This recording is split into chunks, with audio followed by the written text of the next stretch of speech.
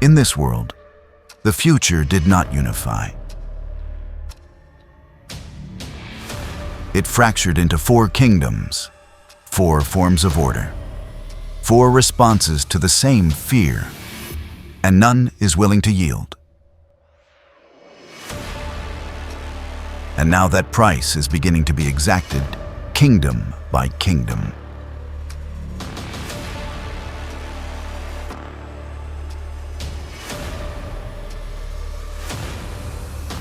Subscribe for more stories about the future.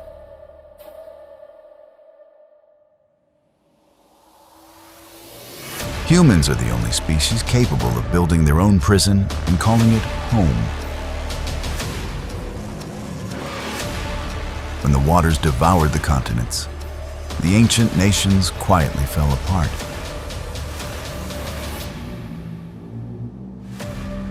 There was no final great war.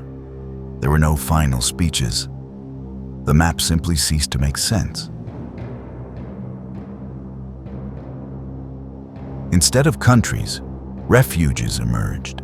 Instead of borders, hermetic doors. Thus were born the arcologies, also known as capsules. Self-sufficient cities sealed against a hostile outside world. They produced their own food, their own water, their own energy. They are technological fortresses suspended above a world that no longer forgives mistakes. Over time, these capsules ceased to be emergency shelters. They became kingdoms, political islands, small universes that needed no one else. Humanity did not unite to survive. It fragmented. Today, the planet is divided into 4 forms of civilization that share the same world without sharing the same idea of humanity. On this journey, you will get to know them. And perhaps you will understand that there is not just one future. The future is all the ones that the species was able to invent in order not to disappear. Subscribe so you don't miss any trips to the future. Over time, capsules ceased to be shelters. They became kingdoms. They were not nations or armies. They were ideas turned into territory. 4 models emerged from the collapse. Iron, which chose discipline. Green, which embraced purity.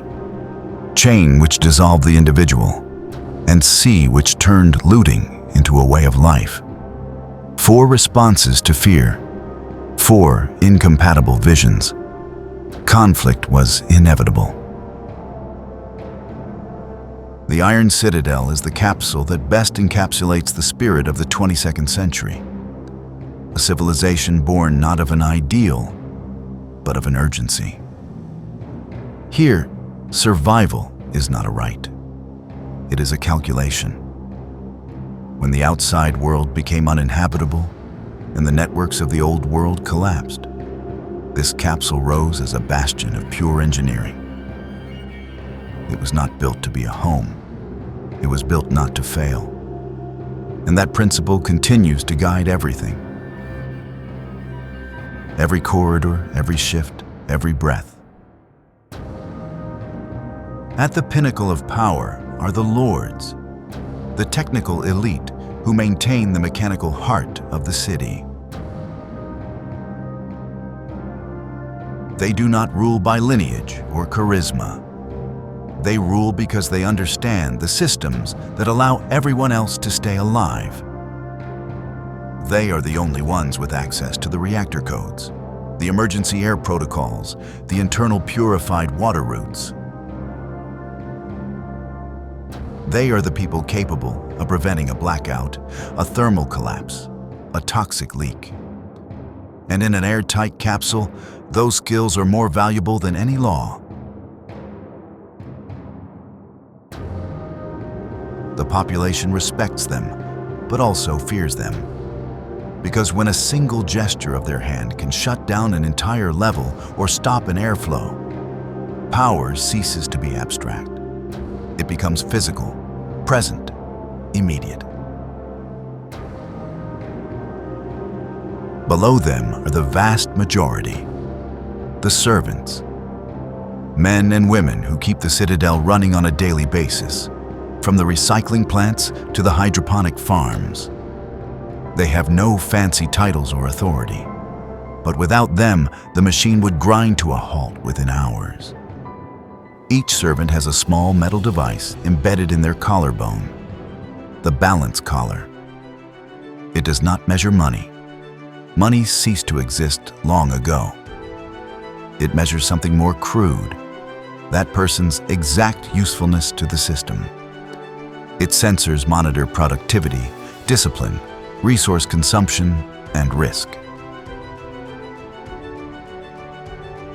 The balance rises when you perform well, falls when you fail. And when it reaches zero, the Citadel wastes no time with trials or explanations. It opens a door and delivers you to the outside. There's no ceremony or farewell. The punishment is not moral. It is mathematical.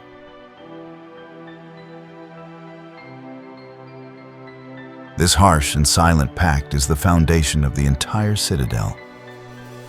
I give you air, water, food, and protection. You give me work, obedience, and precision. There is no document that records it, but it is written on every ventilation pipe, in every machine room, on every scar of the workers. Here, life is earned day by day. And any mistake can put thousands at risk. That's why the staff speaks little and moves fast. That's why the cameras watch tirelessly. That's why the fear of failure is almost religious. Living here is like living inside a metallic organism. The lower levels vibrate with the constant sound of engines and pumps.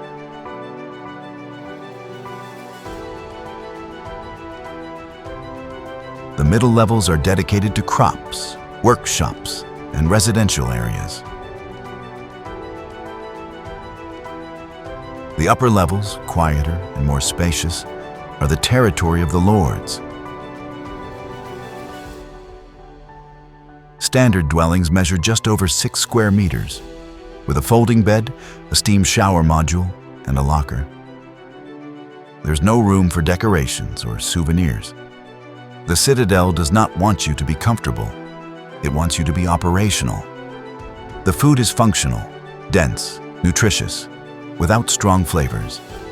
Each ration is designed to maximize performance, not pleasure.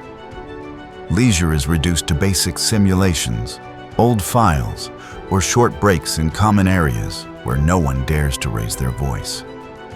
Here, happiness is neither measured nor pursued. The only thing that matters is continuity. The Citadel does not define itself as tyranny. It defines itself as order. Its motto, engraved on every level, sums it all up. To serve is to survive. In its view, the old world fell because it confused rights with privileges, freedom with chaos, equality with weakness. Feudalism did not return, it evolved. Here the lords do not wear crowns, they wear access codes. The serfs do not work the land, they keep the machine alive. The law is not signed, it is calculated. Emotion is a system failure. Compassion, a drain on resources. Utility, the only measure of human value. This is not a medieval kingdom. It is 22nd century feudalism. Loyalty is measured in data, and life in efficiency.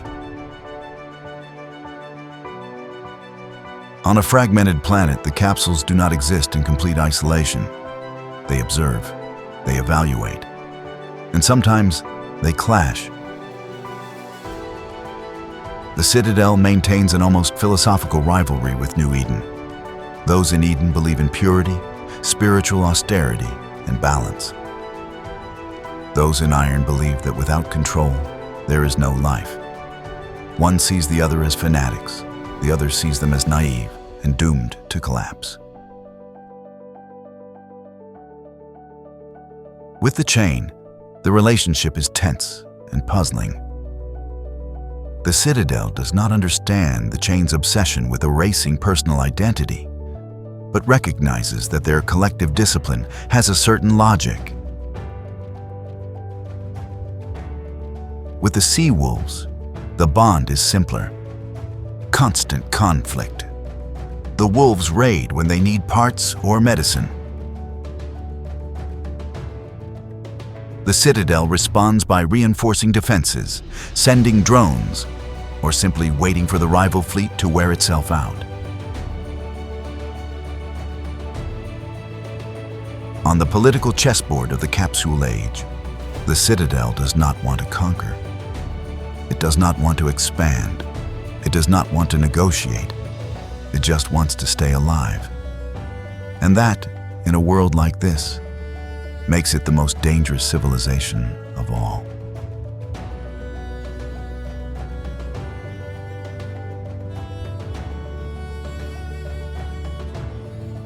Within the Green Kingdom, the most mysterious and secretive of all, stand the cities of New Eden, capsules that seek neither to dominate nor repair the planet, but to purify themselves from it. Their origin lies not in engineering, but in guilt. And for more than a century, they have transformed that guilt into an absolute doctrine. The birth of the Green Faith. After the climate collapse, thousands found refuge in makeshift arcologies. But a minority group, led by scientists, botanists, and spiritual leaders, came to a much more radical conclusion. The disaster was not an accident. It was a moral consequence. For them, the planet did not punish humanity. Humanity punished itself. The capsules that formed New Eden were not built solely as physical shelters, but as temples of atonement. Every structure, every rule, every daily gesture stems from the idea that survival must be subject to a higher balance, the purity of the environment. Power is in the hands of the Circle of the Bud, a council made up of geneticists specializing in resistant crops and species, spiritual leaders who interpret the green record, a mixture of science and ritual, and environmental guardians who protect the internal balance. They do not believe in rigid hierarchies, but neither do they believe in total equality. The Circle considers itself the legitimate interpreter of ecological truth. Whatever harms the balance must disappear. Its authority is gentle in appearance, but unshakable in practice. No one argues with the Circle because, in New Eden, nature is not argued with. There are no collars, bracelets, or balances here. Control is more subtle and more profound. Each inhabitant is registered in the Symbiosis Index, a continuous evaluation of their energy consumption, metabolic load, emotional impact on the community, spiritual coherence, and harmony with the cycles of the capsule. The index is not visible, but everyone knows it is there.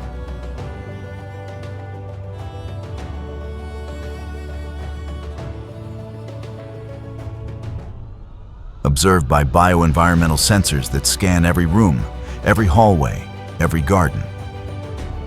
Anyone who destabilizes the balance, emotional, ecological, or social, is summoned for a rhythm adjustment. A realignment process that can last hours or weeks. Officially, the adjustment heals. Unofficially, many do not return completely. In New Eden, there are no castes and no brutal distinctions like in the Iron Kingdom. Here, everyone serves balance, although not in the same way. The inhabitants are organized into 3 currents. The custodians care for crops, water, light, and biotechnology. They are the physical heart of the city. The silent ones practice observation and emotional regulation, detecting tension before it becomes conflict. The speakers of the outbreak transmit ritual and doctrine, guiding rather than commanding. Those who fail to align with any current eventually become a problem for the ecosystem.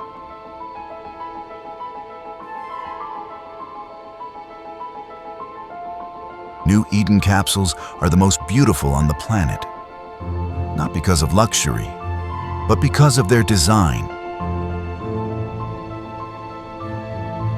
The walls are covered with programmed mosses that regulate humidity. The lamps are bioluminescent fungi that change color according to the cycle of the day. The ceilings are translucent sheets where filtered rivers run, creating a constant sound of water that calms the inhabitants. The air smells of wood, resin, fertile soil. The temperature never varies. Food grows on living terraces, giant leaves, modified tubers, dense and sweet fruits. The day begins with the alignment of the inner sun, a ceremony where the community listens to the circle of the bud and adjusts their breathing rhythms. There are no cold rations or dry menus. Everything is eaten fresh. Everything is appreciated. Everything is shared. On the surface, it is paradise. New Eden has achieved what no other capsule has: a life without noise, no industry, no stress, no harmful artificial lights, no endless shifts, no visible violence. The inhabitants walk slowly, speak softly, and keep their eyes downcast as a sign of respect for the living space. But beneath that calm lies something disturbing: the absolute conviction that purity is above the individual. Here, human diversity is seen as a danger. Strong emotions are seen as an infection. Chronically ill people are seen as an imbalance that must be corrected. When an inhabitant becomes incompatible with the balance, the circle orders a process called the return. The return is not punishment. It is a peaceful dissolution. The individual disappears from the community, and their biomass, carefully processed, is reintegrated into the crop system. The cycle is complete. The balance is never broken. The person ceases to exist, but their nutrients remain.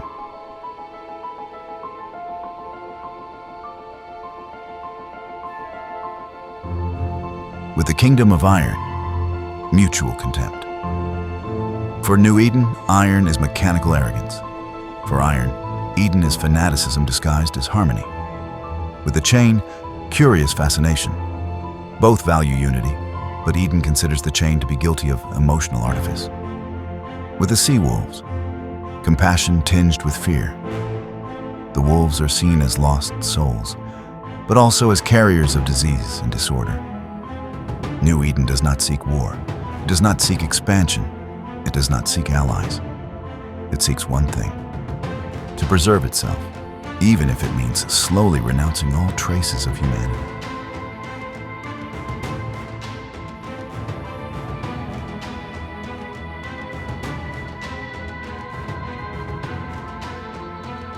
Within the Chain Kingdom, humanity adopted a radical solution to the problem that destroyed the old world: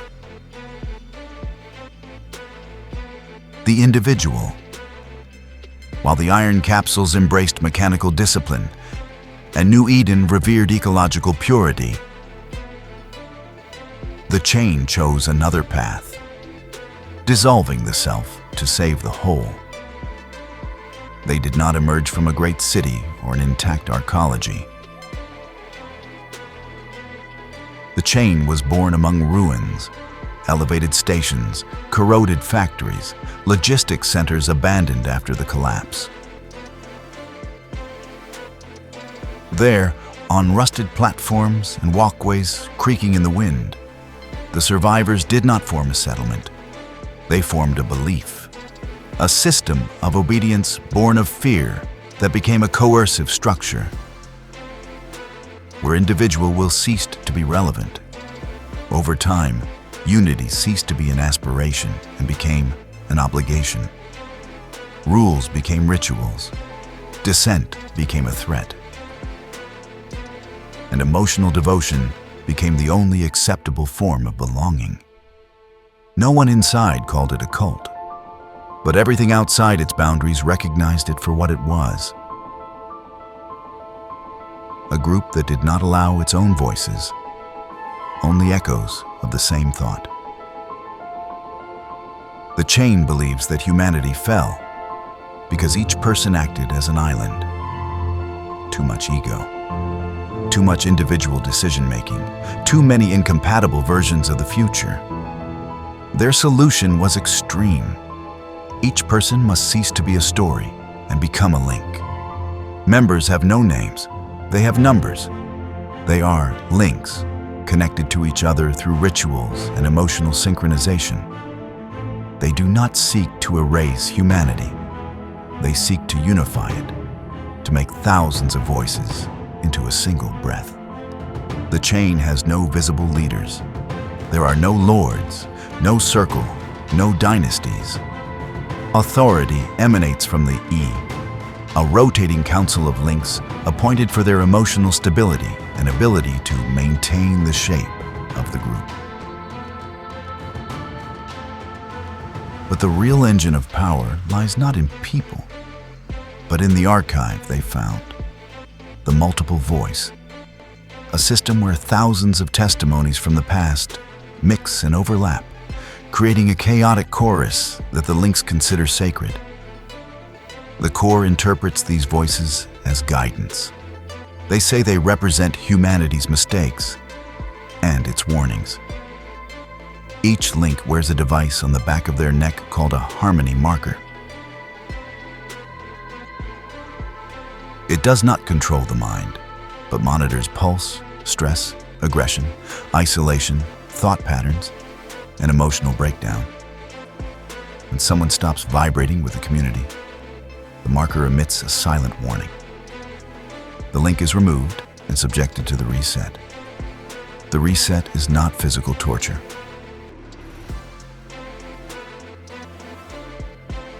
It is an intense psychological process, carried out in white rooms where fragments of the multiple voice are projected for hours or days.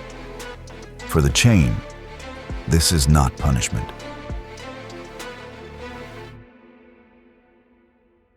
It is cleansing. It is retuning an out-of-tune instrument.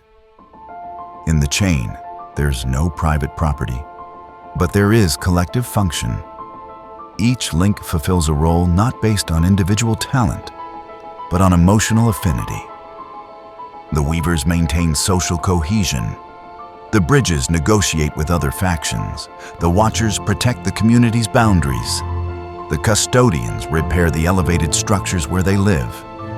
And the low voices guide the synchronization rituals. Marriage, love, and family as we know them do not exist. Relationships are fluid, communal, temporary. Excessive attachment is seen as a threat to the whole. Children are raised by the community, not by their biological parents. Personal identity is a faint shadow. Their settlements resemble ghost towns illuminated by blue bonfires. They occupy elevated ruins, fractured towers, suspension bridges, moss-covered industrial platforms. From above, they watch over flooded roads and the movements of looters or mutated animals. The nights are filled with deep chants, synchronized rhythms, communal breathing that makes the rusted structures vibrate. The sound of the community is its most powerful tool, a constant reminder that no one should think alone. The links move as a single organism. They eat together, rest together, work in groups of 4 to 12. Decisions are made by emotional alignment, not debate. It is a disturbing, strange world, but one that is extraordinarily cohesive. The chain has eliminated almost everything that generates conflict. Ambition, ego, property, exclusive families, competition, and rigid identities. But it has also eliminated what generates innovation, individuality, rebellion, and creative risk. They are a civilization that never collapses, but also never evolves. Stable and stagnant. The price of harmony is enormous. Those who fail to synchronize, those who continue to hear their own inner voice louder than the multiple voice, those who desire something that the group does not desire, end up disappearing without scandal. They say they leave voluntarily. They say the outside world calls them. But nearby settlements tell a different story. Sometimes they find the remains of harmony markers buried in the damp earth. No bones, just the devices, as if the chain did not want to leave traces of disobedience, nor of the individual who one day tried to return to existence. The chain maintains different relationships with the outside world. With the Iron Kingdom, there is mutual distrust. The Citadel sees them as unpredictable and inefficient, while the chain sees iron as a relic of human ego amplified through technology. With the Green Kingdom of New Eden, the relationship is a blend of respect and rejection. They share the desire to eliminate conflict, but the chain believes Eden still venerates the individual far too much.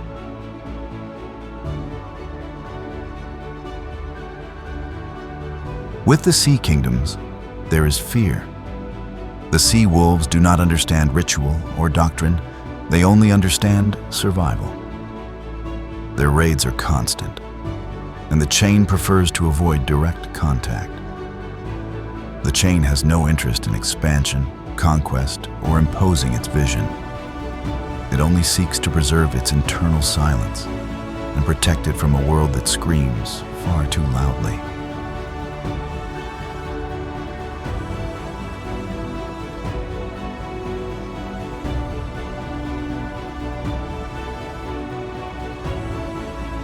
From the ruins of the flooded world emerged the most feared civilization of the 22nd century. The wolves of the sea. They were not born in capsules, nor in green temples, nor in lofty ruins. They were born of hunger. After the collapse, thousands were trapped outside the arcologies. Criminals expelled from Iron. Sick people rejected by Eden, deserters from the chain, broken families who never managed to get into a capsule. They had no land. They had no future. So they did the only thing they could do. They threw themselves into the ocean and turned it into a hunting ground. Their ships, platforms, and welded scrap metal are not floating cities. They are weapons, and their goal has never been to build a civilization. Their goal is to survive by destroying the civilizations of others.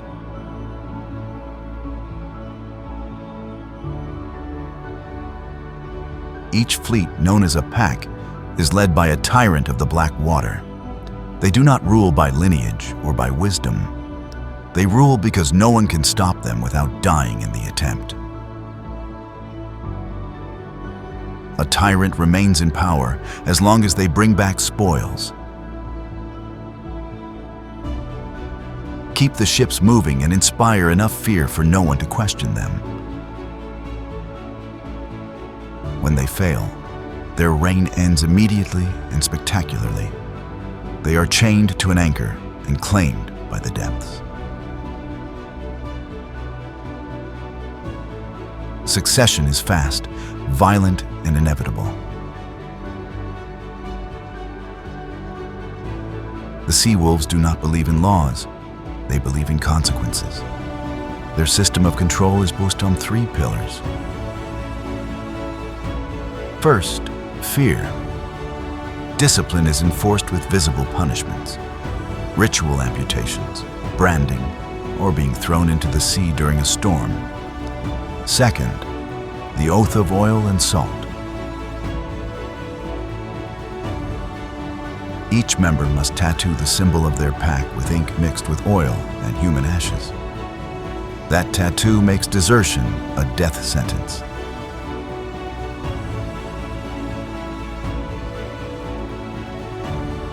Third, the spoils. Eating depends on looting.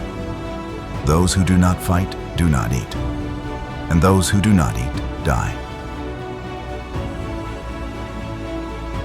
The sea wolves do not believe in laws. They believe in consequences. Their system of control is based on 3 pillars. First, fear.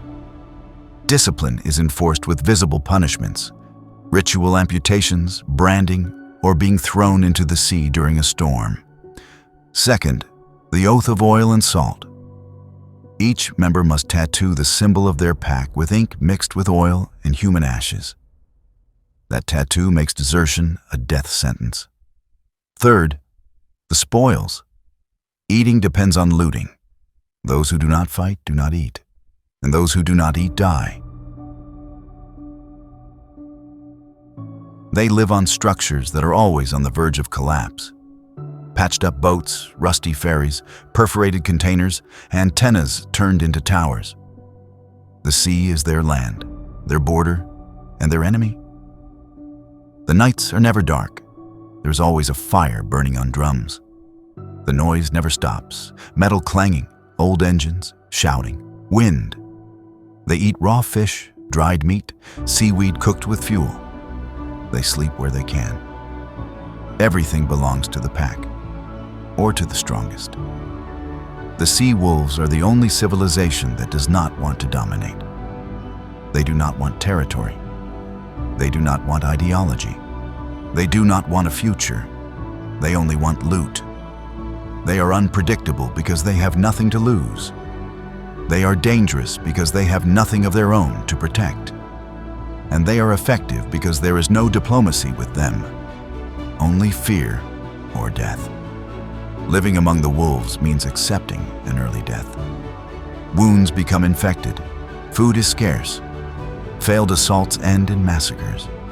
Storms tear entire sections of the fleet apart.